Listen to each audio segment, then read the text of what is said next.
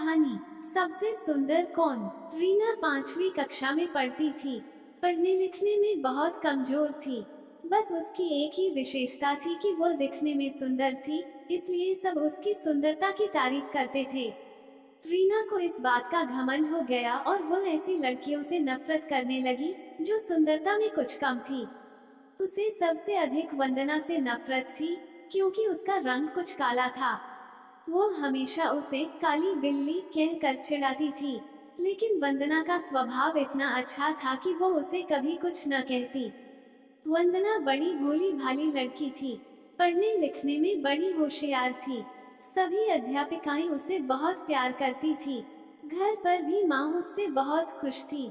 हर काम में माँ को सहयोग देती। सभी काम वो मन लगाकर करती थी। वो बड़ी बड़ी सफाई पसंद थी, इसलिए हमेशा साफ सुथरी भी रहती थी। रीना सारे दिन घर से बाहर खेला करती। अर्धवार्षिक परीक्षा निकट आ गई, लेकिन उसे तो किसी बात की चिंता नहीं थी। एक दिन रीना सवेरे अपने घर से बाहर निकली। उसके पापा नई गेंद लाए थे, इसलिए वह बहुत खुश थी।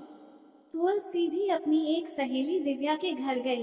दिव्या उस समय अपने घर की सफाई करने में मदद कर रही थी। रीना को देखते ही वह बोली, आओ रीना।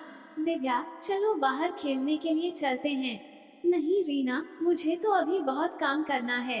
फिर सवेरे सवेरे पढ़ने का समय होता है। मैं शाम को खेलूंगी। यह सुनकर रीना ने मन ही मन कहा, बड़ी आई काम करने वाली, और मुंह फुलाकर बाहर चली आई।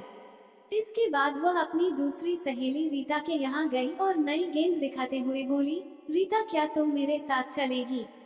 नहीं, मैं तुम्हारे साथ अभी नहीं जा सकती।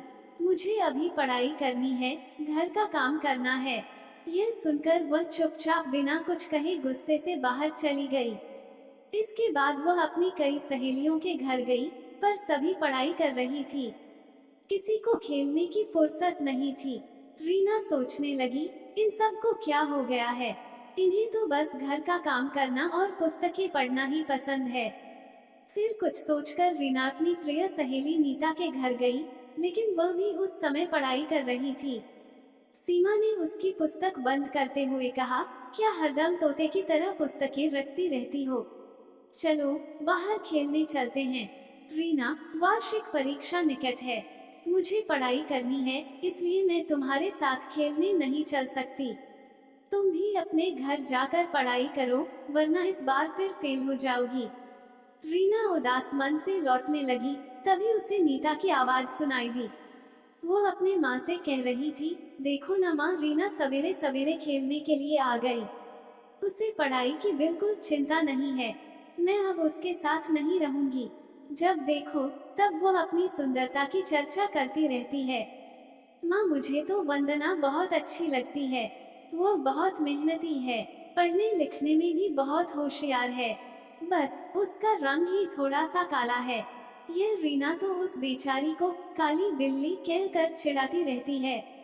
यह सुनकर उसकी माँ बोली, नीता सुंदरता रंग से नहीं, गुणों से होती है। अच्छे गुण ही वंदना की सुंदरता है। रीना इसके आगे कुछ न सुन सकी। वह चुपचाप अपने घर की ओर जा रही थी, लेकिन तभी रास्ते में केले के छिलके पर उसका पैर पड़ गया। वो फिसल गई। वंदना अपने घर के बाहर खड़ी थी। उसने सीमा को गिरते देखा तो तुरंत दोनों हाथ पकड़कर उसे बड़े प्यार से उठाया। यह देखकर रीना की आंखें भर आई।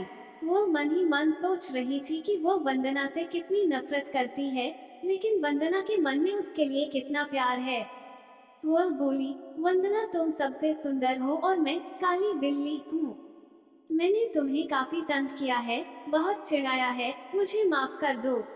अरे भला सहेली से माफी मांगी जाती है? सचमुच रीना ने अपनी सुंदरता पर घमंड करना और वंदना को चिढ़ाना छोड़ दिया। इस कहानी से हमें ये सीख मिलती है कि सुंदरता रंग से नहीं, गुणों से होती है। सुंदरता रंग से नहीं, गुणों से होती है। इस पर आप लोगों की क्या राय है, हमें कमेंट में जरूर बताएं, और कहानी अच्छी लगी हो तो इस वीडियो को लाइक, चैनल को सब्सक्राइब करें। धन्यवाद।